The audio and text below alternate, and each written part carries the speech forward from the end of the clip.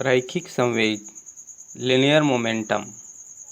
गति का प्रथम नियम हमें यह बताता है कि जब कोई असंतुलित बाह्य बल किसी वस्तु पर कार्य करता है तो उस वस्तु के वेग में परिवर्तन होता है। ठीक, यह वेग में परिवर्तन वस्तु पर लगाए गए बल पर निर्भर करता है या उस पर निर्भर होता है। पर वेग में परिवर्तन को हम कैसे पता करें? जैसे यदि एक तेज गति से फेंकी टेबल टेनिस की गेंद और एक क्रिकेट की गेंद आपस में टकराए तो सबसे अधिक चोट किस पर लगेगी? इसी प्रकार एक समान वेग से गतिशील साइकिल या ट्रक दीवार से टकराए तो ट्रक के टकराने से दीवार को अधिक हानि होगी।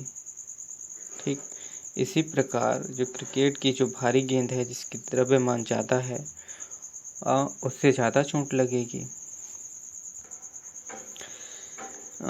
यदि वस्तु के द्वारा उत्पन्न प्रभाव वस्तु के द्रव्यमान पर निर्भर है, अधिक द्रव्यमान वाली क्रिकेट की गेंद का प्रभाव अधिक है। दूसरी ओर हम देखते हैं कि अधिक ऊंचाई से फेंकी गई गेंद अधिक वेग से रेत पर गिरेगी, वह रेत अधिक धंसेगी। मान लो ज़्यादा ऊंचाई पर किसी गेंद को फेंका जाता है और नीचे जब वो गिरता है तो अधिक वेग से आएगा और वो क्या होगा, मान लो रेत के ऊपर गिरता है तो रेत ज़्यादा धंस जाएगी। उसी प्रकार कम ऊंचाई से ऊंचाई पर फेंकी हुई गेंद जब नीचे आएगी तो रेत पर कम धंसेगी और वो कम वेग से आएगी।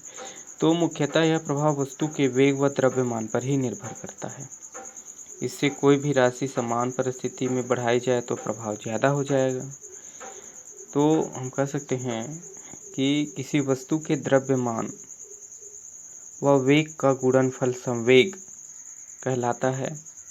ठीक, किसी वस्तु का संवेग p उसके द्रव्यमान m और वेग v के द्वारा के गुणनफल के से परिभाषित होता है।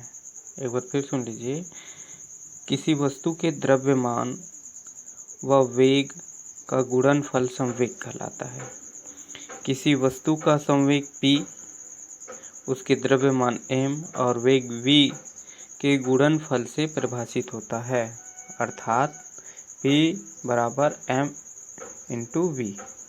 ठीक, तो संवेग एक सदिश राशि है जिसकी परिमाण व दिशा दोनों होती है। संवेग की दिशा वही होगी जो वेग की दिशा होती है और इसका SI मात्रा किलोग्राम मीटर पर सेकेंड ये होता है। ठीक है, इसी प्रकार संवेग में परिवर्तन व बल है ना, force and the change in momentum.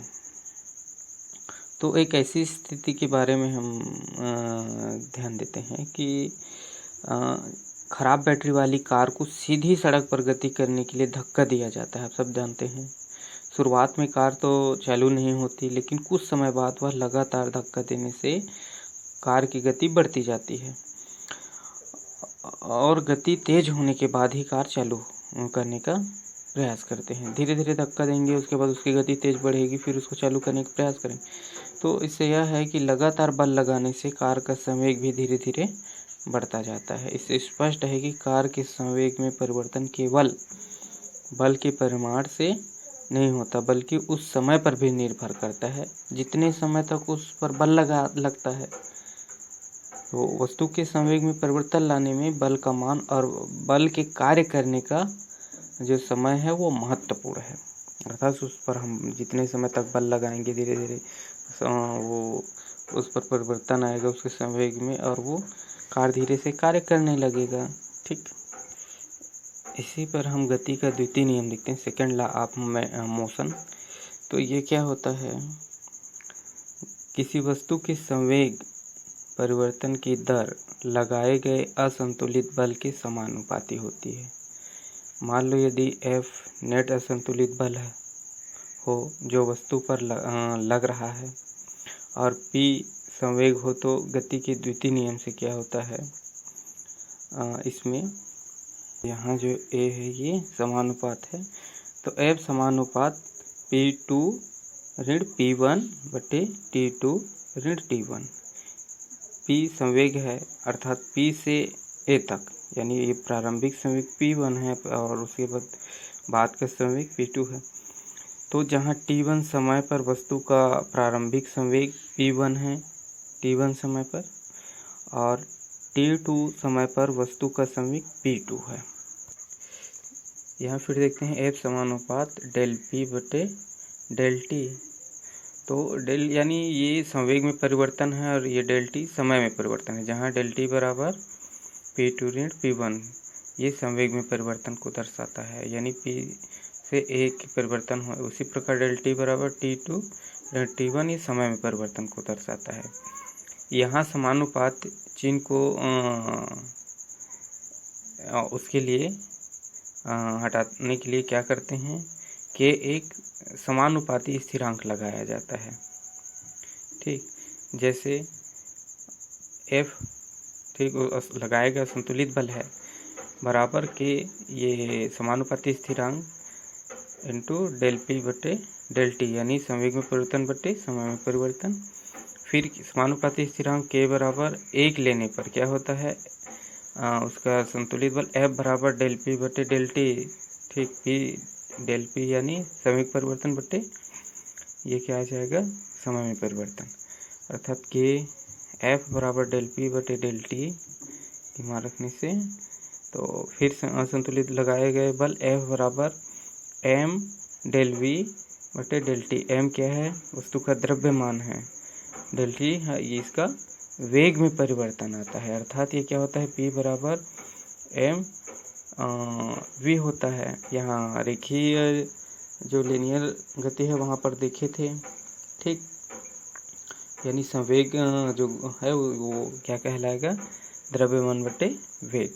तो F बराबर M इंटू डेल V बटे डेल T। डेल V क्या है, वेग में परिवर्तन, क्योंकि जो समानुपात है F बराबर डेल V बटे डेल T होता है, तो इसलिए F बराबर M समानुपात A। ठीक, यह गति के द्वितीय नियम का गणितीय रूप है। यहाँ पर यदि M बराबर 1 किलोग्राम तो A बराबर 1 मीटर पर सेकेंड वर्ग होगा, तो F बराबर क्या होगा, संतुलित बल F है तो 1 किलोग्राम गुणित 1 बटे M द्रव्यमान बटे द्रव्यमान पर सेकेंड वर्ग होगा। तो F बराबर 1 न्यूटन भी हो सकता है। तो न्यूटन क्या है, न्यूटन N से प्रदर्शित करते हैं। न्यूटन M बल का SI मात्रक है। न्यूटन ऐसा करता है, 1 न्यूटन बल वह बल है जिसके 1 किलोग्राम की वस्तु पर लगाने पर वह क्या करता है, 1 मीटर पर सेकेंड वर्ग के त्वरण से गति करता है। तो ठीक है, तो नेक्स्ट क्लास में हम लोग देखेंगे अगला गति का तृतीय नियम। ठीक है, गति का तृतीय नियम को हम लोग समझने का प्रयास करेंगे।